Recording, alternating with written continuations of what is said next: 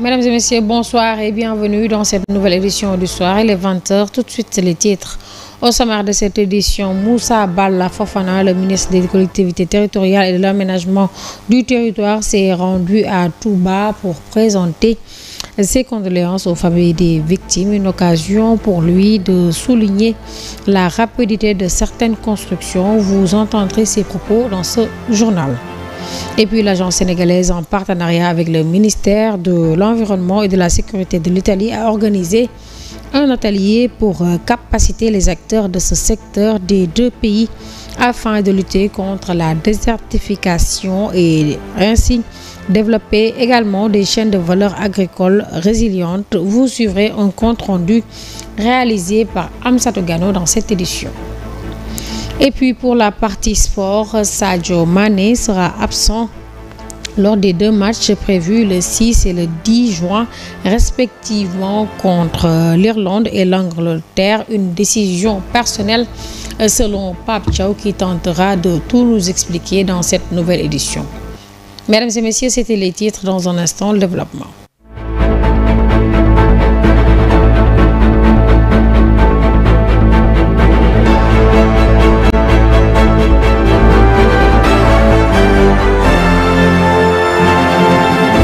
Merci de nous rester fidèles. Il est 20h03 sur Global Télévision. Je vous l'annonce en titre. À peine un jour après l'incident survenu à Touba dimanche dernier, le ministre chargé de l'urbanisme, des collectivités territoriales et de l'aménagement des territoires a fait sa visite dans la ville sainte de Touba. Moussa Balla Fofana a regretté les pertes en vies humaines au nombre de 11, pointant du doigt la rapidité excessive des travaux pour un bâtiment de R+3. Il a aussi dénoncé le rythme précipité de la construction, soulignant qu'un bâtiment de ce type érigé en 6 à 7 mois ne permet pas une solidification correcte de la structure. Et s'est exprimé au micro d'Adamaba, notre correspondant depuis Touba Mbaké. Quand nous avons été informés hier en mi-journée, nous avons envoyé, déjà nous saluons la mobilisation de l'ensemble du dispositif régional. Sapeurs-pompiers, la police, la gendarmerie, nos autorités, la mairie, tous ont été sur place pour apporter secours et gérer ce bilan du mieux qu'on pouvait par rapport à la gravité de la situation. C'est en fin de soirée que nous avons pu stabiliser la situation. Nous avons aujourd'hui quand même un niveau de victimes assez élevé et des blessés. C'est pour ça que ce matin, il était important pour nous de venir confirmer les états de fait qu'on avait déjà durant la soirée. Nous avons pu constater sur les lieux le premier rapport technique sur les manquements. Premièrement, nous avons constaté que la réalisation du bâtiment a suivi un rythme très rapide. Parce qu'en l'espace de 5-6 mois, 7 mois, ériger un R+3 avec autant de rapidité, sans laisser à la structure le temps de se solidifier, est déjà un problème. Les autres éléments qu'on a pu constater, toujours dans l'analyse préliminaire et qui est à confirmer, c'est l'état des matériaux de construction, un ciment, un mélange qui n'a pas forcément les qualités requises, mais surtout un problème de structure qui se voit déjà. Autant de points qui montrent qu'il était important, avant de se prononcer sur la situation, de prendre le temps non seulement de sauver les vies, mais de faire un premier diagnostic qui repose sur du juste et sur du vrai. L'entreprise qui était responsable de ce chantier a déjà eu dernièrement à faire l'objet de constats et d'erreurs quand même assez complexes par rapport à la mise en œuvre. Ce qui montre encore une fois que nous devons redoubler de vigilance quant au contrôle des travaux. L'option que nous avons, et qui est la meilleure option jusqu'à date, c'est de renforcer nos municipalités avec les services techniques d'urbanisme opérationnel et d'ingénieurs et de techniciens du BTP, parce que c'est au niveau communal que nous pouvons suivre l'ensemble des travaux en cours pour le respect des délais, respect des matériaux et contrôle de ce qui se fait réellement. Mais il faut dire qu'aujourd'hui, notre décentralisation ne prévoit pas dans les organigrammes l'obligation d'avoir un tel bureau et avoir cette telle capacité. Et puis, l'agence de la reforestation de la Grande Muraille Verte a procédé ce mardi 27 mai au lancement officiel du projet de l'OGM2 mis en œuvre avec l'appui du ministère italien de l'Environnement et de la Sécurité en collaboration avec la Convention des Nations Unies sur la lutte contre la désertification.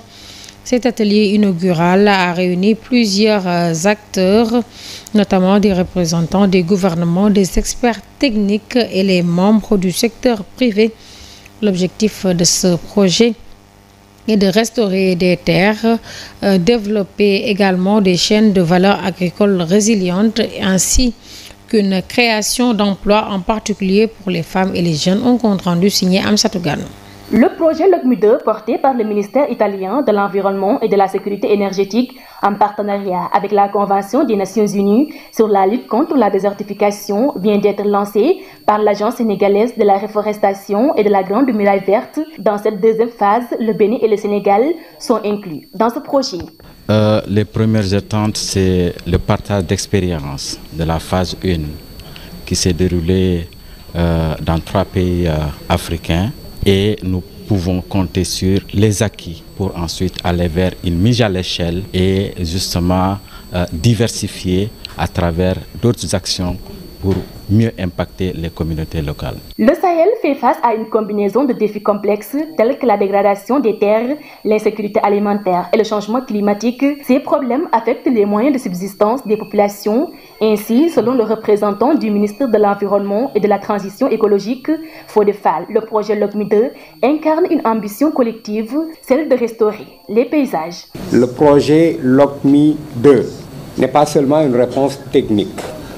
Il incarne une ambition collective, celle de restaurer les paysages, de régénérer les ressources naturelles et de recréer des opportunités économiques durables au cœur même des territoires sahéliens. Le projet LOGMI2, il s'inscrit dans la continuité de la phase LOGMI1. Cependant, une touche d'innovation est apportée, celle de dupliquer les pratiques mises en œuvre d'un pays à un autre. Nous avons l'intention de faire en sorte qu'il y ait de la co-création et du partage de connaissances d'un pays à l'autre. Donc par exemple, des pratiques qui sont mises en œuvre au niveau du Sénégal peuvent être acquises, si on veut, et répliquées dans des contextes du Niger, du nord du Ghana ou du nord du Bénin, par exemple. Les institutions concernées par ce projet attendent des résultats satisfaisants et plus élevés que ceux de la phase 1, qui a enregistré près de 35 000 hectares de terres qui ont été restaurés, soit 175% de l'objectif initial, qui est de toucher plus de 680 000 bénéficiaires. Restons dans le même sillage pour mieux faire face aux impacts liés à l'exploitation du pétrole et du gaz et mettre en place des mécanismes pour renforcer également le cadre juridique et réglementaire, la gestion des émissions de gaz à effet de serre, particulièrement le méthane. Natural Resources Governance Institute Énergie a organisé un atelier de renforcement de capacité des acteurs de la société civile et des parlementaires sur les enjeux et défis liés au secteur de l'hydrocarbure au Sénégal. À ce sens, Madame Aïda Diop Ndiaye, responsable du programme Sénégal Énergie, et Samba Dang, le vice-président de l'Assemblée nationale, le président du réseau des parlementaires pour la protection de l'environnement au Sénégal, se sont exprimés au micro d'Aïssa Touba. Ok, en fait, comme vous le savez, aujourd'hui, le Sénégal a démarré sa production pétrolière et gazière, mais également le raffinage du pétrole de Sangomar et aussi l'exportation du premier gaz du Sénégal. Aujourd'hui, il est crucial d'amener une nouvelle touche, une nouvelle thématique qui constitue la gestion des émissions de gaz à effet de serre et particulièrement de méthane. Les opérations qui viennent de débuter ne sont pas aujourd'hui sans impact parce que nous avons tous ensemble constaté récemment les fuites de gaz du puits A02 de GTA où opère BP, qui avait aussi suscité beaucoup de discussions mais également d'inquiétudes par rapport aux acteurs de la société civile nationale mais également au niveau de la Mauritanie, et ceci nécessite aujourd'hui de pouvoir échanger avec toutes les parties prenantes, y compris les législateurs, pour qu'on puisse ensemble voir comment est-ce qu'on pourrait renforcer le cadre juridique et réglementaire aujourd'hui de la gestion des émissions. Maintenant, nous, en tant que parlementaires, en tant qu'Assemblée nationale, nous sommes obligés d'accompagner par rapport à la législation, les lois, de voir les textes qui existent d'abord, quels sont les manquements, qu'est-ce qu'il faut parfaire. Maintenant, Énergie donc nous accompagne par rapport à ça, à la capacitation donc des parlementaires, afin qu'ils puissent être en mesure de pouvoir plaider, mais de pouvoir doter de l'Assemblée des textes qui pourront protéger davantage les sociétés, les peuples, mais surtout l'exploitation du gaz et du pétrole, que ça puisse être du bénéfice pour les populations. Et ça, on ne peut pas le faire sans de bons textes législatifs, on ne peut pas le faire sans un bon cadre juridique, et on ne peut pas le faire aussi sans un bon cadre environnemental. Et puis une cérémonie de sortie de promo a été organisée à l'honneur de la 48e promotion des élèves commissaires, officiers, sous-officiers et agents de police nationale, présidée par le ministre de tutelle Jean-Baptiste Tine, qui est le ministre de l'Intérieur et de la Sécurité publique. Une occasion saisie par ce dernier pour revenir sur les programmes et projets établis par le ministère de l'Intérieur. Écoutons à ce propos le ministre de tutelle Jean-Baptiste Tine au micro de la Lamine Djedjou. Directeur général de police, directeur général de la police nationale, monsieur l'inspecteur général de police, directeur général de la police de la République de Gambie, monsieur le général de division, haut commandant de la gendarmerie nationale et directeur de la justice militaire, monsieur le général de division, inspecteur général des forces armées, autorités administratives, directeurs, attachés de défense et de sécurité intérieure, notabilités religieuses et coutumières, distingués invités en vos rangs, grades, titres et qualités respectifs, tout protocole observé. C'est pour moi un honneur et un réel plaisir de présider cette cérémonie de sortie de la 48e promotion de la police nationale. Permettez-moi d'annoncer quelques initiatives majeures que nous allons lancer prochainement au profit du personnel du ministère de l'Intérieur et de la Sécurité publique. C'est d'abord un programme coopératif d'habitat rénové destiné à faciliter l'accès des jeunes policiers dès leur titularisation à des biens essentiels tels que le logement et les équipements de première nécessité à des coûts réduits. Ensuite, il s'agit de la création d'une structure médicale nationale de niveau 3 spécifiquement dédiée à la police nationale. Il s'agit en plus de la mise en place d'un système de mutuelle renforcé garantissant une couverture des soins de santé avancés, y compris à la retraite. Enfin, réfléchir sur un programme de bourse d'études ou de mise en place de structures scolaires pour les enfants de policiers afin de soutenir les familles et d'offrir un avenir meilleur aux enfants de ceux qui consacrent leur vie à la sécurité publique. Le club technique et industriel du lycée technique de Limamoulaye de Guédiawaye a organisé la journée de la porte ouverte ce lundi 26 mai 2025, une journée dédiée à l'excellence et à l'innovation, placée sous le thème au service de l'innovation. La cérémonie a été présidée par le ministre de la Formation professionnelle et technique, Moustapha Ndiek Saré, qui, d'après lui, la formation professionnelle est au cœur des ambitions du gouvernement. Un compte rendu signé Ndelendiaye Serignan. Le ministre de la formation professionnelle, Mamadou Moustapha Saré, a présidé ce lundi 26 mai 2025 la journée porte ouverte du lycée technique Limamoulaye de Guédiawaye, organisée par le club technique et industriel, placée sous le thème au service de l'innovation. Une occasion pour les élèves de présenter leurs réalisations par le biais des expositions. Transformer au pareil, il faut exposer d'exposition. Selon la tutelle, la formation professionnelle constitue un vecteur de développement. La formation professionnelle et technique constitue un pilier fondamental de notre stratégie nationale de développement. Elle est un levier essentiel pour la transformation économique, l'inclusion sociale et la lutte contre le chômage des jeunes.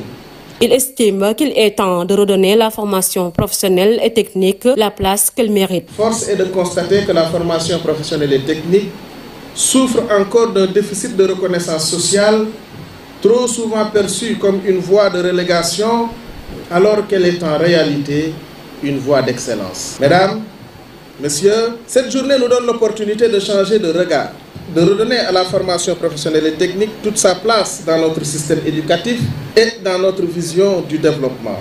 Moustapha Sarré s'engage à revaloriser la formation professionnelle et technique et son intégration dans les collèges comme prévu dans le référentiel Sénégal 2050. Mesdames, Messieurs, notre ministère, à travers la mise en œuvre de la stratégie nationale de développement 2025-2029, du paquet éducation-formation et de la lettre de politique sectorielle de développement de la formation professionnelle et technique, s'est résolument engagé à faire de la formation professionnelle et technique une priorité nationale.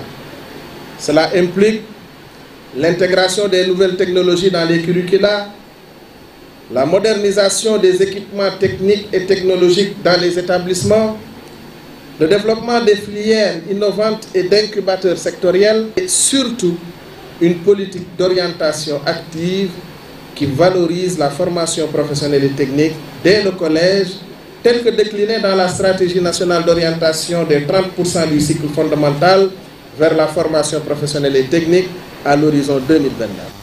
Passons aux actualités internationales. Le maire de Kona, localité de la région de Mopti, dans le centre du Mali, a été enlevé le 25 mai 2025 par des hommes armés. C'est ce qu'a confirmé la Radio France Internationale. Et puis d'autres sources locales, l'enlèvement d'Ousmane Campo n'a pas été revendiqué, mais les sources jointes l'attribuent unanimement aux djihadistes du Jenim, le groupe de soutien à l'islam, et aux musulmans liés à Al-Qaïda. Et puis les assemblées annuelles de 2025 du groupe de la Banque africaine de développement, la BAD, qui connaîtront cette année l'élection d'un nouveau président de la banque qui se tiennent à Abidjan, la capitale ivoirienne, dès ce lundi, organisé sous le thème « Tirer le meilleur parti du capital de l'Afrique pour promouvoir son développement ». Les assemblées se dérouleront du 26 au 30 mai. 5 candidats de différentes nationalités africaines sont en lice pour la présidence de cette importante institution africaine, dont celui de la Mauritanie, l'ancien ministre Sidi Ould Tah, Amadou Hott du Sénégal, Samuel Monzil Maïbo de la Zambie, Magaboulé Siwazi Tchakabala de l'Afrique du Sud et puis Abbas Mohamed Touli du Tchad. Le lauréat succédera au Nigérian Akumi Adesina, qui a occupé ce poste pendant 2 mandats consécutifs depuis 2015. Passons à l'actualité sportive en prélude des matchs amicaux du 6 et du 10 juin 2025 contre l'Irlande et l'Angleterre. À Londres, le sélectionneur national Pape Thiaw a fait face à la presse jeudi pour dévoiler la liste des joueurs qui vont compétir et prendre part à ces 2 rencontres préparatives pour les prochains matchs des éliminatoires de la Coupe du Monde. À cette occasion, le sélectionneur national est revenu sur le choix de l'Angleterre et de l'Irlande, mais aussi l'absence de Sadio Mané de cette liste. Écoutons les explications du coach Pape Thiaw. Ces 2 matchs, c'est face à des adversaires très disciplinés et très forts tactiquement. On sait que notre match contre la RDC, ça demande beaucoup à ça. Donc on se doit se juger. Bon, comme nous l'avons tous constaté, Sadio Mané ne figure pas sur la liste. C'est une décision personnelle. Comme vous le dites, Sadio, c'est un joueur important dans la sélection. Mais aujourd'hui, comme je l'ai dit, je ne coach pas un joueur, je coach un collectif. Donc j'aurai 26 joueurs qui seront prêts à se battre, à se montrer face à l'Angleterre, même si on sait que c'est une grande nation de football. Et on a les joueurs pour se réjouir. Déjà en premier, c'est ses performances. Et aussi, c'est l'avenir. C'est quelqu'un qui montre de très belles choses depuis un bon moment. On sait que même dans notre championnat, il a fait ses preuves. Et arrivé avec une longue blessure qui lui a éloigné du terrain pendant des mois, avec son mental, il est revenu très très fort. Aujourd'hui, il est à la lutte pour monter en première ligue. Donc c'est quelque chose de bien. Je pense que c'est sélection méritée et une belle récompense pour lui. Voilà, c'est tout. C'est cet élément qui met fin à cette principale édition du soir. Merci de l'avoir suivi et bonne suite des programmes sur Global Télévision. Bonsoir.